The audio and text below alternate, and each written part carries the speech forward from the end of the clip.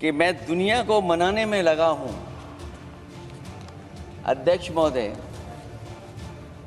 मैं भारतीय जनता पार्टी के लिए बता रहा हूं ये लाइनें कि मैं दुनिया को मनाने में लगा हूं, मेरा घर मुझसे रूठा जा रहा है। तो उन चैनलों से ये लग रहा था कि कराची हमारा हो गया है, लाहौर हमारा हो गया है। किसी चैनल ने किसी को ये भी बताया कि हमने उनको पकड़ भी लिया है। जो कमेंट्री, जो विजुअल्स थे, वो ऐसा लग रहा था कि अध्यक्ष महोदय अब पीओके हमारा हो जाएगा, सरकार सीज फायर करेगी, सरकार ऐलान करेगी। लेकिन इनकी मित्रता बहुत है, बहुत गहरी मित्रता है, और उसका परिणाम ये है कि इन्होंने अपने मित्र से ही कहा कि आप ही सीज फायर अनाउंस कर दीजिए, हमारी कोई ज़रूरत नहीं है, हम सीज फायर आपसे ही स्वीकार कर लें। माननीय, मैं बताऊंगा, मैं उस पर ही बोलूँगा। माननीय सभापति, मैं धन्यवाद देता हूं आपको कि आपने मुझे बहुत महत्वपूर्ण विषय पे बोलने का मुझे मौका दिया। अभी मैं तमिलनाडु की डीएमके की माननीय सदस्य कानिमोझी जी को मैं सुन रहा था,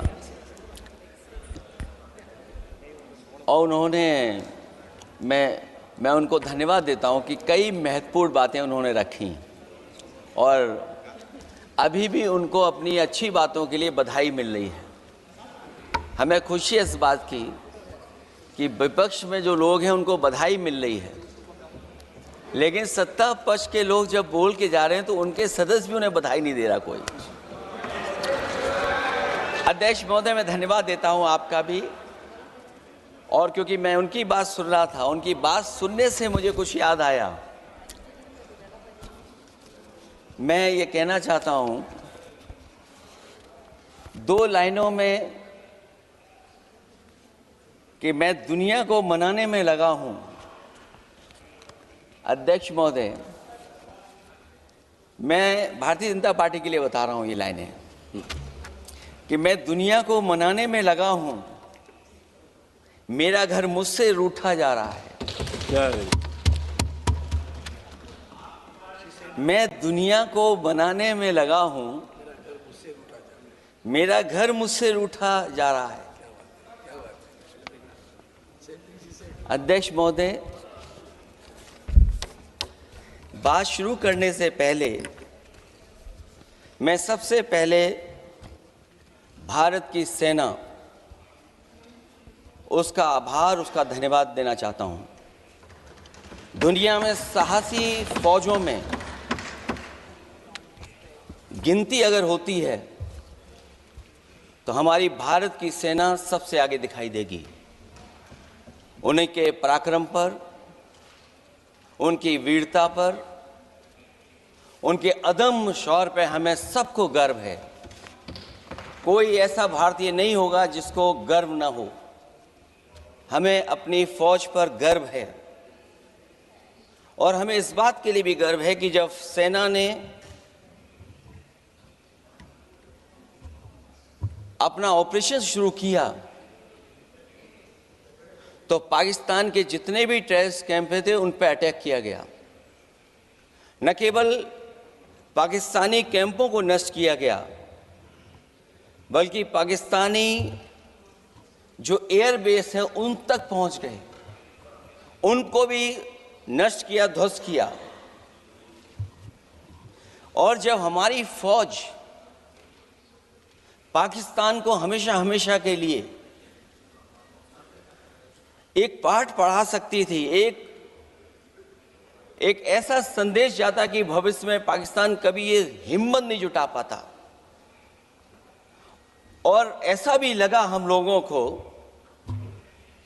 क्योंकि अध्यक्ष महोदय, जब हम बड़े बड़े राष्ट्रीय चैनलों को देखते हैं